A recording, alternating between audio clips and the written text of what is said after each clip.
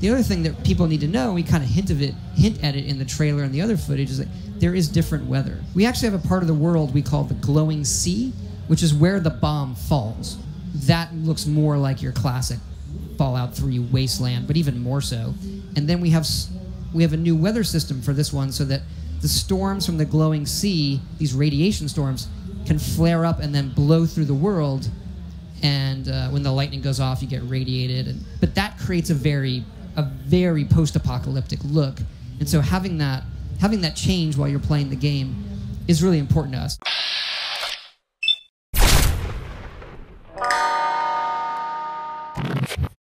What is going on, guys? It is me, Lone Vault Wanderer, back at home finally with my proper microphone. It feels really good to be home, to be honest. And I'm making a Fallout 4 video for you before I go to bed. It's actually 12 AM, so I should really get some sleep. Anyway, so obviously this weekend is QuakeCon, and there's going to be a lot of Fallout 4 news and a lot of Fallout news in general coming out.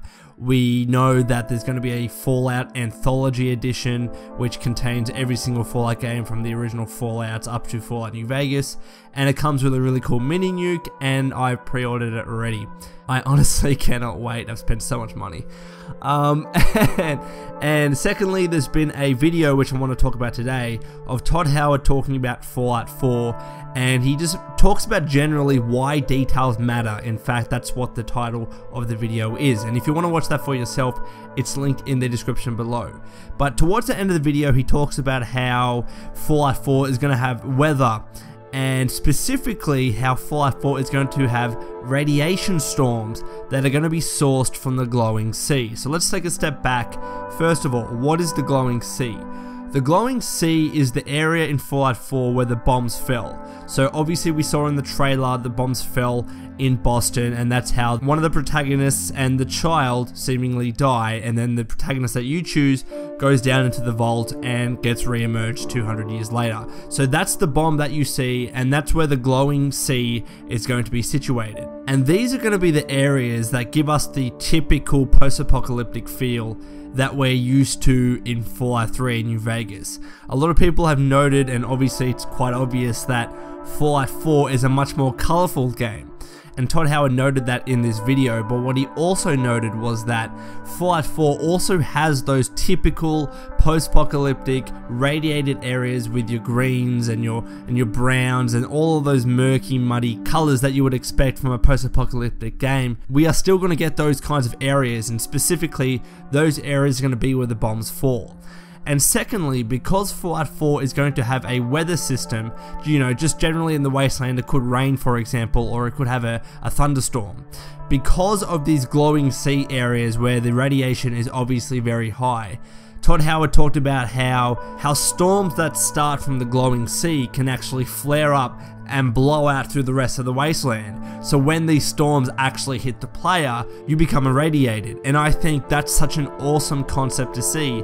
In fact, I think it was a glitch with one of the weather mods that I had with Fallout 3. Sometimes when rain fell, you actually got irradiated from that. Now, I'm not sure whether that was a glitch or not, but it was a cool thing. And it's such a cool concept because it's not just like, oh, it's raining, I'm going to keep walking through the wasteland. It's, oh shit, it's raining, I need to find cover, I need to wait till this rain actually stops, which is going to completely change the dynamic of exploration. If those radiation storms, first of all, affect your radiation and your health to a significant degree, and secondly, if those radiation storms are actually prominent and the probability of those happening at any one time and the length of those happening is actually quite high and long respectively. And it's such a small detail, but yes, it's those small details that make up a game and make up a great game if those details are executed to perfection. So I'm hoping that these radiation storms just do generally make the game a bit harder in terms of if I'm walking throughout the wasteland or even completing a mission, for example, and it just starts storming radiation, or you know, or rains and I start to get irradiated from that and I need to stop what I'm doing, find cover. That could make things potentially quite difficult, and I would love to see how that's actually going to work. So I'd love to get your thoughts on this, guys and girls. What do you think about having radiation storms sourced from the glowing sea in Fallout 4? Please put your thoughts in the comments below. Please follow me on Twitch and Twitter. The links to those pages are in the description below. And until next time, this has been the Lone Vault Wanderer. Please take care of yourself, and as always, keep fighting the good fight.